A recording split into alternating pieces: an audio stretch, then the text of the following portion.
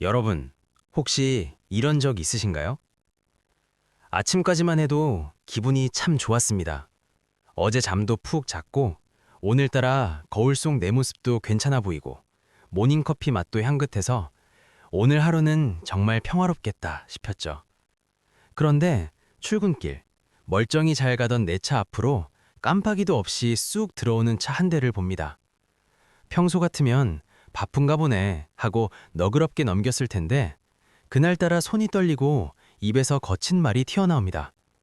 혹은 식당에서 밥을 먹는데 옆 테이블 사람이 내는 쩝쩝거리는 소리, 사무실에서 옆자리 동료가 볼펜을 까딱거리는 그 작은 소리가 마치 귀 옆에서 천둥이 치는 것처럼 거슬립니다. 심지어는 집에 돌아와 현관문에 널브러진 아이들 양말 하나, 누군가 식탁에 올려둔 컵 하나를 보고 아, 우리 집 청소는 나 혼자 하는 거야?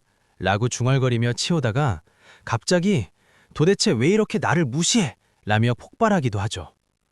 정말 티끌 같은 일인데 속에서 불덩이가 확 치밀어 오르는 겁니다. 나중에 진정되고 나면 스스로가 민망해지죠.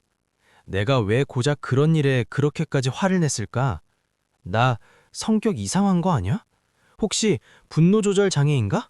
하고 자책하며 밤새 뒤척이기도 합니다. 하지만 오늘 제가 분명히 말씀드릴게요. 여러분이 사소한 일에 불같이 화가 나는 건 결코 여러분의 인격이 부족하거나 성격이 나빠서가 아닙니다. 이건 철저히 여러분의 뇌와 심리적 에너지가 보내는 간절한 생존 신호입니다.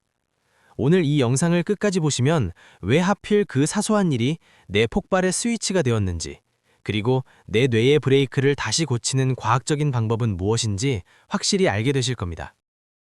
우선 우리가 화를 낼 때 우리 머릿속에서 어떤 전쟁이 벌어지는지부터 살펴봐야 합니다. 우리 뇌 깊숙한 곳에는 편도체라는 아주 작은 기관이 있습니다. 이건 우리 몸의 비상벨이나 화재 경보기 같은 존재예요. 외부에서 위협이 감지되면 이 녀석이 0.2초라는 찰나의 순간에 작동합니다. 반면 논리적인 판단을 하고 감정을 조절하는 전전두엽은 이보다 훨씬 느리게 반응하죠. 문제는 우리가 스트레스를 많이 받아 한계치에 도달했을 때 발생합니다. 과학적으로 이를 편도체 납치라고 불러요.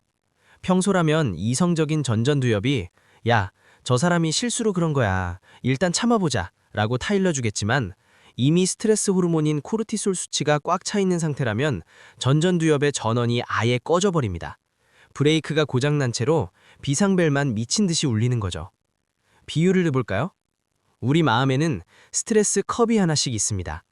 평소에 시험이나 회사 일로 조금, 육아나 자식 고민으로 조금, 미래에 대한 불안으로 조금씩 물이 차오릅니다. 컵이 찰랑찰랑 가득 차 있을 때는 아주 작은 개미 한 마리만 떨어져도 물이 넘쳐버리죠. 여러분이 사소한 일에 화가 나는 이유는 사실 그 티끌이 원인이 아니라 내 마음의 임계점이 이미 99도였기 때문입니다. 물은 정확히 100도에서 끓죠. 여러분은 이미 99도까지 뜨겁게 달궈져 있었고 그 사소한 사건이 마지막 1도를 채워 폭발시킨 것뿐입니다. 그런데 왜 내 마음의 온도가 평소보다 이렇게 높게 유지되는 걸까요? 여기서 우리는 우리가 맺고 있는 주변 관계를 아주 냉정하게 돌아봐야 합니다. 최근 연구에 따르면 부정적인 말을 듣는 것만으로도 우리 뇌는 엄청난 에너지를 소모한다고 합니다. 혹시 주변에 이런 사람 없나요? 점심시간 내내 상사 욕만 하거나 회사 비난만 하는 동료, 전화만 하면 1시간 동안 자기 시댁이나 배우자 흉만 늘어놓는 친구, 혹은 SNS나 TV에서 쏟아지는 자극적이고 화나는 뉴스들 말입니다. 그들의 말을 들어주는 것은 단순히 시간을 조금 내주는 친절한 행위가 아닙니다. 여러분이 아 진짜 힘들었겠다 라고 영혼 없이 공감해주는 동안에도 여러분의 뇌는 그 부정적인 정보를 처리하기 위해 비상기구인 편도체를 계속 가동해야 합니다. 뇌과학적으로 보면 남의 뒷담화나 불평을 30분만 듣고 있어도 우리 뇌의 문제 해결 능력은 무려 23%나 떨어진다고 합니다. 말 그대로 뇌 에너지가 고갈되어 버리는 과정이죠. 여러분이 착해서 혹은 거절하기 미안해서 그들의 이야기를 다 들어주다 보면 여러분의 뇌는 이미 녹초가 됩니다. 정작 소중한 나 자신을 지켜야 할 때 쓸 에너지가 하나도 남지 않는 것이죠. 낮에 사무실에서 혹은 밖에서 남들의 부정 에너지를 처리하느라 에너지를 다 썼기 때문에 집에 돌아와서 가족의 작은 말 한마디에도 마치 독이 오른 것처럼 반응하게 되는 겁니다. 자, 그럼 이제 이 악순환의 고리를 끊을 해결책을 찾아봅시다. 내가 사소한 일에 화가 날 때 난 왜 이럴까 하고 자책하기 전에 다음 세 가지를 먼저 꼭 체크해 보세요. 첫 번째는 내 몸의 생리적 에너지 상태입니다. 뇌의 사령관인 전전두엽은 우리 몸에서 에너지를 가장 많이 쓰는 기관입니다. 혹시 오늘 끼니를 거르진 않으셨나요? 어제 스마트폰 보느라 잠을 설쳤나요? 뇌가 쓸 연료가 없으면 제일 먼저 감정 조절 기능을 꺼버립니다. 나 왜 이렇게 짜증나지? 싶을 땐 일단 초콜릿 한 조각을 먹거나 10분만 아무 생각 없이 눈을 붙여보세요. 신기하게도 세상이 조금은 더 유연해 보일 겁니다. 두 번째는 나의 심리적 경계선입니다. 최근에 거절하지 못한 무리한 부탁이나 억지로 들어준 뒷담화가 있었는지 떠올려 보세요. 내 마음의 마당을 남들이 오물을 마음껏 던지는 쓰레기장으로 내어주지 마세요.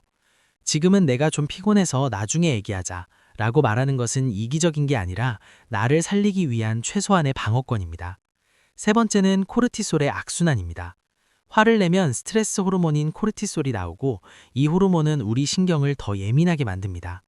화가 습관이 되면 뇌는 아주 작은 자극에도 폭발할 준비를 하는 전투태세로 굳어버립니다. 마치 길들이지 않은 사나운 야생마가 내 뇌 안에 살게 되는 것과 같죠. 우선 3초 법칙을 꼭 기억하십시오. 화가 치밀어 오르는 순간 우리 뇌의 편도체는 단 0.2초 만에 폭주를 시작합니다. 이 무모한 질주를 늦추기 위해 무조건 마음속으로 셋을 세는 겁니다. 이때 정말 효과적인 비밀 팁이 하나 있습니다. 숫자를 그냥 하나, 둘, 셋 세는 게 아니라 지금 내 주변에 보이는 물건 3개의 이름을 속으로 아주 구체적으로 불러보는 겁니다. 창문의 하얀 커튼, 책상 모서리의 낡은 자국, 벽에 걸린 둥근 시계. 이렇게 시각 정보를 아주 세밀하게 처리하도록 뇌에 강제로 일거리를 던져주세요. 그러면 우리 뇌는 감정에 휩쓸리던 에너지를 순간적으로 논리회로를 가동하는 데 쓰게 됩니다. 불이 나려고 할 때 차가운 물 한 바가지를 확 끼얹는 것과 같은 원리죠. 딱 3초면 충분합니다. 그 짧은 시간이 당신의 평판을 지키고 소중한 관계를 망치지 않게 도와주는 마법의 시간이 될 것입니다. 다음으로는 감정의 이름 붙이기입니다. 화가 날 때 우리는 흔히 그 감정과 나를 동일시합니다. 내가 지금 너무 화가 나 라고 생각하는 대신 지금 내 안에서 화라는 감정이 올라오고 있구나.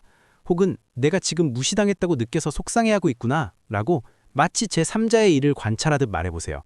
심리학에서는 이걸 라벨링이라고 하는데 이름을 붙이는 순간 감정은 더 이상 나를 휘두르는 주인이 아니라 내가 다스려야 할 대상이 됩니다.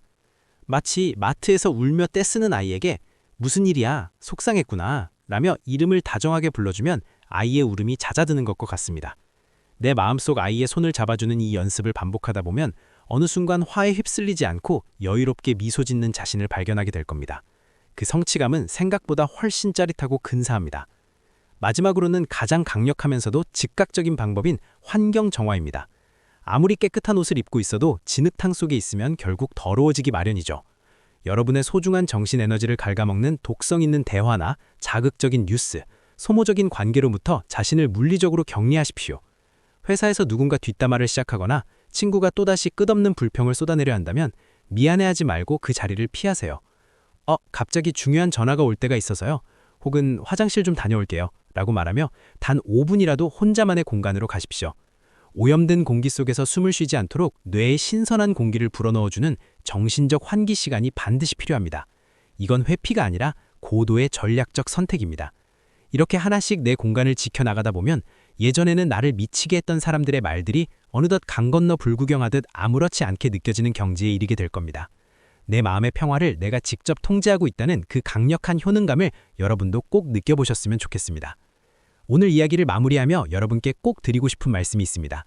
사소한 일에 불같이 화가 나는 건 당신이 결코 나쁜 사람이어서가 아닙니다. 단지 당신의 뇌가 너무 지쳤고 마음의 온도가 이미 너무 높았을 뿐입니다. 그동안 남의 마음 받아주느라, 세상 풍파 견디느라 내 마음 돌보는 걸 잊고 사셨던 건 아닌가요? 티끌 같은 일에 태산같이 화를 냈다면 자신을 채찍질하는 대신 이렇게 말해주세요. 내가 요즘 정말 많이 힘들었구나. 내 뇌가 이제 좀 쉬라고, 나를 좀 봐달라고 신호를 보내는구나 라고 말이죠.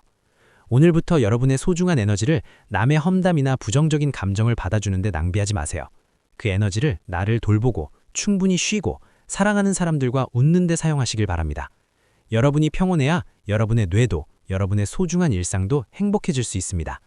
뇌가 평온해지면 어제는 나를 죽일 듯 괴롭히던 세상의 티끌들이 그저 바람에 날려갈 가벼운 먼지일 뿐이라는 걸 깨닫게 되실 겁니다. 여러분의 평온한 하루를 진심으로 응원합니다. 오늘 영상이 조금이라도 위로가 되셨다면 구독과 좋아요 부탁드리고요. 여러분이 최근 티끌 같은 일에 화가 났던 경험이 있다면 댓글로 편하게 털어놔주세요. 저도 그랬어요 라는 서로의 공감 한마디가 우리 모두의 마음 온도를 기분 좋게 내려줄 겁니다. 시청해주셔서 감사합니다.